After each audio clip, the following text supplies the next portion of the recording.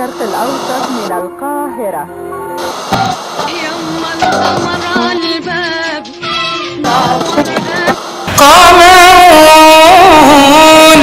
هو القمر ممكن يخض الانسان؟ وامتى القمر ممكن يتحول من مصدر للجمال والشعر والفن ومصدر للضوء اللي بيطمن الانسان بالليل لمصدر رعب وخوف؟ وايه السبب العلمي ورا القمر الدموي؟ وليه القمر ساعات بيتغرق باللون الاحمر كانه بينزل؟ والانسان زمان كان بيشوف الموضوع ده ازاي؟ وايه هي الخرافات المنتشره عن الموضوع ده؟ وليه في وقت من الاوقات كان في حرب جامده جدا، حرب فضاء بين روسيا وامريكا؟ كل ده بسبب القمر. كل الاسئله دي هخليك تكتشف اجابتها بنفسك لما اخدك معايا في رحله للقمر. كمان هقول لك على مواعيد تقدر فيها تشوف القمر الدموي بعينك لحد سنه 2032. كل ده في حلقه جديده من ادب علوم. السلام عليكم، اهلا بيكم في حلقه جديده من ادب علوم. سنه 1504 بيكون المستكشف الكبير كريستوفر كولومبوس بيقوم برحلته الرابعه للاراضي الجديده في الامريكتين، وبيكون بقاله 6 شهور واكل شارب قايم نايم هو والطقم بتاعه على قفا السكان الاصليين لجامايكا، وبيفضلوا عاملين معاه هو وصحبته فوق الصح بشويه لحد ما الطقم بتاعه يقل عقله ويبدا يعمل نوش وتحصل سرقه وتجاوزات. فطبعا السكان الاصليين يقولوا له واجب الضيافه كده خلص، والضيف اللي تغيب منه بلاش منه، ويرفعوا شعار اعتزل ما يؤذيك ويمنعوا عنهم الاكل والمساعدات. بس عمنا كولومبوس كان معاه سلاح قوي جدا، مش بنادق ولا سيوف، ده كان معاه اقوى سلاح في تاريخ الانسان وهو العلم. كولومبوس كان معاه زي خريطه فلكيه كده لمواعيد خسوف القمر، وحظه الحلو ان خسوف القمر او القمر الدموي هيحصل بعد يومين تقريبا. فطلب انه يقابل زعيم القبيله وقال له ان الاله بتاعه غضبان عليهم جدا علشان منعوا عنهم الاكل والمساعدات، وانه هيبين غضبه ده يوم كذا في الوقت الفلاني والقمر هيكون غضبان. فطبعا زعيم القبيله يعني بص له كده وضحك يعني وقال له طب يا سيدي شكرا ماشي، لما القمر يبقى غضبان هنصالحه بشوكولاتايه. هو هق بقى ومق وقعدوا يضحكوا عليه. وطبعا انت دلوقتي متخيل زعيم القبيله بقى ايه، حاجه طول بعرض كده اسمراني قاعد على الكرسي شبه عريان، حاطط فرو خروف على كتفه وعلى راسه كام ريشه واقفين، وحاطط حلق كبير في مناخيره وفي ودانه الاثنين. ها الله يخرب بيت السيمه اللي بوظت لك دماغك. المهم يا معلم، في اليوم اللي حدده كريستوفر كولومبوس يحصل فعلا خسوف كلي للقمر، والقمر يظهر في السماء بلون برتقاني محمر. وطبعا السكان الاصليين خافوا واترعبوا جدا، وطلعوا يجروا على كولومبوس وهم خايفين وعاملين يعيطوا ويصرخوا وشايلين الاكل والمساعدات، اللي هو شفلنا القمر يا سيد كولومبوس. ويفضل هو زي الباشا في السفينه بتاعته قاعد عمال يتابع الوقت بتاع خسوف القمر وهيخلص امتى على الساعه الرمليه بتاعته، وهم مرعوبين بره وعمالين يتحايلوا عليه انه يتوسط لهم عند الاله بتاعه. وقبل ما الخسوف يخلص بكام دقيقه خرج كريستوفر كولومبوس للسكان الاصليين وقال لهم اوعوا تعملوا كده تاني، والمره دي هعديها لكم واتوسط لكم عند الاله بتاعي. وفعلا يبصوا في السماء يلاقوا القمر بيبدا يرجع للونه الطبيعي. خوف الانسان من القمر الدموي ما ينتهيش هنا، وموجود تقريبا من اول ما الانسان اتوجد على كوكب الارض، فضل مستمر عبر السنين والعصور. عندك مثلا حضاره بلاد ما بين النهرين اللي دلوقتي مكانها العراق، كانوا بيعتقدوا ان وقت الخسوف ده في 7 شياطين بيهجموا على القمر، اول ما هيخلصوا على القمر اللي في السماء هينزلوا ويخلصوا على القمر بتاعنا اللي قاعد على العرش. فكانوا بيعملوا خطه في منتهى الذكاء وكانت جديده طرش وقتها، وهي الفكره اللي الانسان هرسها لحد النهارده كتير، وهي فكره الشبيه. فكانوا بيجيبوا واحد غلبان من عامه الشعب يلبسوه ويحموه وينضفوه ياكلوه يريحوه ويلبسوه لبس الملك وينصبوه ملك مؤقت للبلاد ويقعدوه على العرش، فبحيث يعني كده ايه الشياطين ال7 لما يجوا يتلخبطوا في الملك ويموتوا ده في داهيه مفيش مشكله وبعد كده يتصرف. اما السنين القدماء فكانوا بيعتقدوا ان في تنين ضخم جدا بيلتهم القمر، وعشان كده القمر كان بينزف ولونه بيتحول للون الاحمر. ولحد من 50 60 سنه بس عندنا في التراث الشعبي المصري ان ساعه خسوف القمر الاطفال كانوا بيغنوا ويلفوا الشوارع وكانوا بيغنوا اغنيه وبيقولوا يا بنات الحور سيبوا القمر يدور. شعب رومانسي وعاطفي بالفطره، مش تقول لي تنين مجنح و7 شياطين. المهم يا معلم، الانسان يكبر كده ويعقل ويبطل الهبد اللي كان عمال يهبده ويمسك الورقه والقلم ويبدا يتعلم، ويبدا رحله طويله جدا لدراسه واكتشاف القمر، وبيوصل انه يدوس برجله فوق سطح القمر بعد ماراثون عنيف جدا بين روسيا وامريكا. والكلام ده كان اعقاب الحرب العالميه الثانيه واثناء الحرب البارده، وبيقع ضحايا من رواد الفضاء من الجنبين. الله، ليه يا عم كل ده؟ وليه اصلا يبقى في خناقه كده بين دولتين كبار جدا عشان القمر؟ السؤال ده هجاوبك عليه كمان شويه بالتفصيل، بس دلوقتي هجاوب لك على سؤال ايه هو خسوف القمر وليه ساعات بيظهر باللون الاحمر. طبعا كلنا عارفين ان كوكب الارض بيلف حوالين الشمس والقمر بيلف حوالين كوكب الارض، فطبيعي جدا ان في وقت من الاوقات كوكب الارض هيكون في النص بين الشمس والقمر، وفي الوقت ده بيكون كوكب الارض في سكه ضوء الشمس اللي رايحه للقمر، وهو ده معلم خسوف القمر. ايوه يا صاحبي، انت طلعت منهم بقى ومضحوك عليك من الماسونيه وشغل الارض كرويه وتلف حوالين نفسها والكلام ده، صح؟ يا ابني الارض مسطحه، والدليل في الكلام اللي هم حفظونه لك وجاي تقوله لي. انت قلت يا معلم ان كوكب الارض واقف في سكه ضوء الشمس اللي رايح على القمر، صح؟ قلت ولا ما قلتش؟ رد عليا يا ابني. ايوه قلت. طب منين بقى يا ناصح؟ يا ناصح ان الارض منعت الضوء اللي رايح للقمر واحنا بنشوف القمر لونه احمر، مش المفروض نشوفه مختفي خالص او ما نشوفوش؟ ايوه انا فعلا قلت ان كوكب الارض بيكون في سكه الضوء اللي رايح للقمر، بس ما قلتش انه بيمنع الضوء اللي رايح للقمر. ضوء الشمس اللي احنا بنشوفه لونه ابيض متكون من الوان كتير زي الازرق والاحمر والاخضر. لما ضوء الشمس بيعدي على كوكب الارض الغلاف الجوي بيعمل زي عدسه كبيره وبيعمل انكسار وتشتت للضوء في ظاهره تعرف علميا باسم تشتت رايليه. يطلع ايه بقى صاحبي تشتت رايليه ده؟ لا حاسب، دي ظاهرة علمية اتسمت على اسم عالم كبير جدا صاحب نوبل في الفيزياء، العالم الانجليزي الكبير جون ويليام رايليه، اللي اكتشف ان الضوء لما بيعدي من وسط شفاف واللي هو هنا الغلاف الجوي للارض بيحصل تشتت وابعاد للضوء حسب الطول الموجي، فاللون اللي عنده طول موجي قصير هيتشتت ويبعد اكتر زي اللون الازرق، اما اللون الاحمر اللي عنده طول موجي اطول الغلاف الجوي هيشتت منه جزء ضئيل جدا والباقي هيوجهه ناحيه القمر، وعشان كده بنشوف القمر في وقت الخسوف الكلي بلون قريب للون الاحمر او البرتقالي المحمر. طب امتى نقدر نشوف القمر الدموي؟ اقول لك يا صاحبي كمان شويه وبالدقيقه والثانيه والتاريخ واليوم وبالظبط، بس خليني الاول احكي لك حرب الفضاء بين روسيا وامريكا. بعد الحرب العالميه الثانيه خرجت امريكا كاقوى دوله في العالم، لا اقوى دوله حرفيا وبدون منازع، بعد ما خلصت الحرب بالضربه القاضيه وبالسلاح العلمي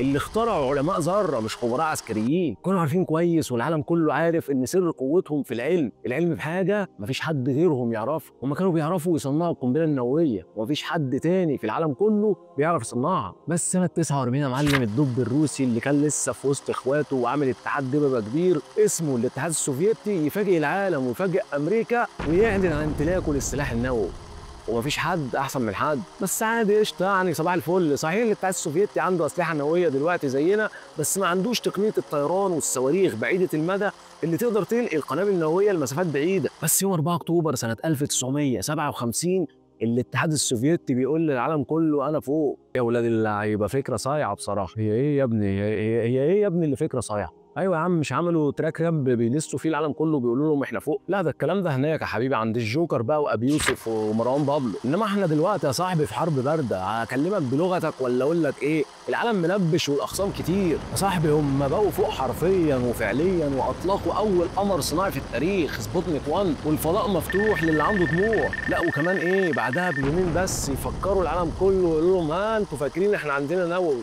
وخدوا التجربه دي على عينيكم ويعملوا استعراض عضلات نووي ويفجروا قنبله في تجربه نوويه. وبعدها معلم الدنيا تقلب في امريكا والناس تبدا تخاف. الناس تخاف؟ معلش يا صاحبي يعني يخافوا ليه يعني؟ وبعدين ايه النوش اللي عاملينه في الكوكب ده عشان شويه اقمار صناعيه؟ كل ده عشان يشوفوا الدوري الانجليزي؟ يا ابني دوري انجليزي ايه؟ دوري انجليزي ايه؟ بقول لك حرب بارده والعالم مولع والدنيا خربانه. الاقمار الصناعيه يا صاحبي هي عيون للدول الكبيره على الكوكب كله، وبيقدروا يشوفوا بيها مين عمل ايه امتى، وبيقدروا كمان يشوفوا اي هجوم نووي في اول ما يحصل. طبعا هتقول لي وايه يعني ما يشوفوه ما يحصل يعني؟ ده هجوم نووي مش عارفوا يصدوه. تمام يا معلم انا مش هعرف صحيح اصد الهجوم النووي لكن هقدر ارد عليه في ساعتها، ده مش اي رد، دي هتكون الضربه الاخيره، فمش هستخسر اي حاجه في كوكبنا الجميل وساعتها هتبقى فعلا الضربه الاخيره. الموضوع صاحبي كبير جدا وامريكا ما تستناش كتير. وفي نفس السنه ويوم 6 ديسمبر تستعد امريكا عشان تطلق اول قمر صناعي ليها القمر تي في 3 على الصاروخ فانجارد، والعالم كله يا باشا واقف بيتفرج والمحطات بتنقل بث مباشر ويبدا العد التنازلي 3 2 1 وبوم الصاروخ ينفجر قبل ما يوصل حتى ارتفاع مترين عن الارض.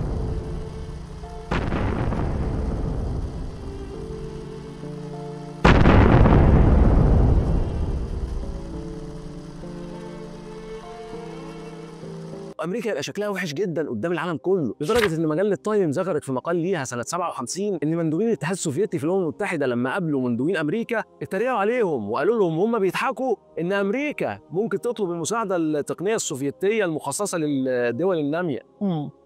يعني بص قصف جبهه ثلاثي الابعاد فرتك الجبهه. لا ومش مجرد كلمتين وخلاص، ده الاتحاد السوفيتي كان مكمل في طريق العلم والطريق ناحيه الفضاء ويبعت اول كائن حي للفضاء اللي هي الكلبه لايكا، بس للاسف ما بترجعش على قيد الحياه لان بيحصل ارتفاع في درجه الحراره وبتموت جوه المركبه. وفي سنه 61 يا معلم يبعتوا اول انسان للفضاء، لا وكمان يرجع بالسلامه وهو رائد الفضاء المشهور يوري جاجارين، عشان بعدها بشهر الرئيس الامريكي جون كينيدي يقول لك لا يا باشا كفايه كده قوي، ويعلن قدام الكونجرس ان امريكا قبلت التحدي، ويقول في خطبته الشهيره ان امريكا مش بس هتطلع الفضاء، لا احنا هنبعت انسان يوصل وينزل على سطح القمر ونرجعه بالف سلامه لكوكب الارض. وهنعمل الكلام ده كله امتى؟ في العقد اللي احنا فيه، يعني خلال 10 سنين من سنه 1960 ل 1970. وبعد مجهود كبير لسنين وفلوس كتير اتصرفت في الموضوع ده فعلا بيحققوا الحلم يوم 20 يوليو سنه 1969. ودلوقتي حالا بتهبط المركبه ابولو 11 على سطح القمر وبعد ساعتين بس بيفتح الباب رائد الفضاء المشهور نيل ارمسترونج، وبينزل برجله باول خطوه للانسان على سطح القمر، وبيقول جملته المشهوره: خطوه بسيطه لانسان، قفزه هائله للبشريه. طبعا الكلام اللي حكيته لك ده اختصار شديد جدا لحرب الفضاء بين روسيا وامريكا، بس لو حابب تشوف حلقه عن حرب الفضاء بين روسيا وامريكا وتعرف هل الانسان فعلا نزل على سطح القمر ولا كل دي حاجات متصوره في هوليود، تعرف كمان ازاي ان في رواد فضاء ضحوا بحياتهم من الجنبين في سبيل الوصول للقمر، يا ريت تعرفني في التعليقات. المهم يا صاحبي، زمانك يعني اكيد دلوقتي مستغرب وبتضرب كف بكف وبتقول يعني هي ليه البوليكه دي كلها على القمر؟ يعني يا عم ده لو اختفى اصلا خالص من قدامنا مش هنحس بحاجه. لا يا صاحبي، ده سؤال خطير جدا ومهم ومضطر اجاوبك عليه دلوقتي حالا، وبعدها على طول هقول لك على المواعيد بالثانيه والدقيقه اللي تطلع فيها بلكونتك وتشوف القمر الدموي بعينك. لو القمر اختفى صاحبي ما كانش زمانك دلوقتي قاعد بتتفرج عليا ولا قادر تشوفني، ولا كان زمانك بتشوف الحلقه دي. العلماء بيقولوا ان القمر اتكون من حوالي 4.5 مليار سنه، وفي الوقت ده كان اقرب للارض ب 16 مره من دلوقتي، عشان كده كان بيظهر في السماء اكبر ب 24 مره. وكمان العلماء اكتشفوا ان القمر بيبعد عننا كل سنه حوالي 4 سم. فيا ترى ايه اللي ممكن يحصل وايه اللي هيأثر على كوكب الارض لو القمر جه يوم واختفى؟ اولا كده بسم الله الرحمن الرحيم، المد والجزر هيقل بنسبه 67%، وده هيأثر على كائنات بحريه عايشه في المناطق اللي فيها المد والجزر، وهتنقرض كائنات بحريه زي السرطانات والقواقع وبلح البحر. يا عم قشطه عادي، انا كده ولا بحب البلح ولا بحب البحر. صاحبي انا هسألك سؤال، هو انت ليه فاكر نفسك محور الكون؟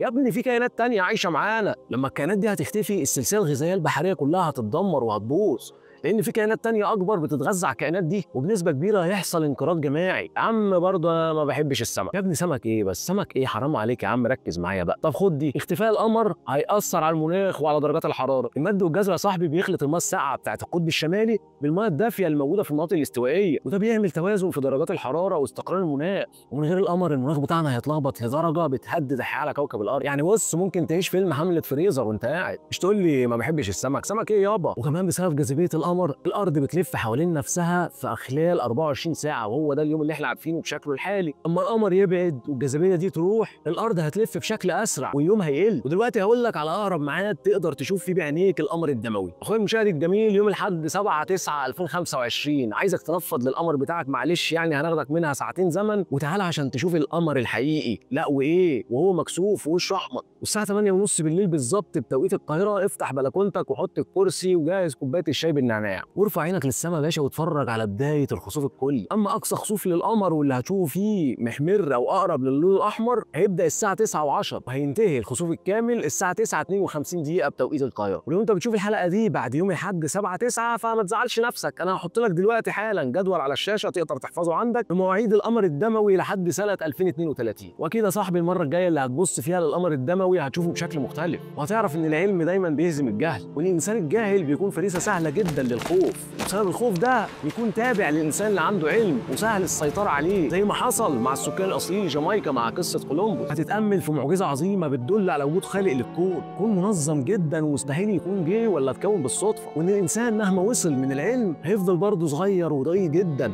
نقطه في بحر الكون العملاق. واكيد كمان لما هتشوف القمر الدموي في المره الجايه هترجع هنا عشان تبص على المصادر، وهتعرف ساعتها ان اللي اتقال ما كانش كفته. وخلي بالك يا صاحبي، خلي بالك لو ما اشتركتش على القناه القمر هيغضب عليك وهيكون لونه احمر دم يوم الاحد الجاي 7/9/2025. ولو عايز تفك اللعنه يعني اشترك على القناه، اشترك على القناه، اشترك على القناه، اشترك على القناه ولايك وشير. اشوفك على خير. كات. هايل يا عبد الرحمن. يا عم هايل ايه ده؟ فاشل. ولا بطل احباط يا وانت عامل مغرب، ما اسمهاش كات، اسمها فركش.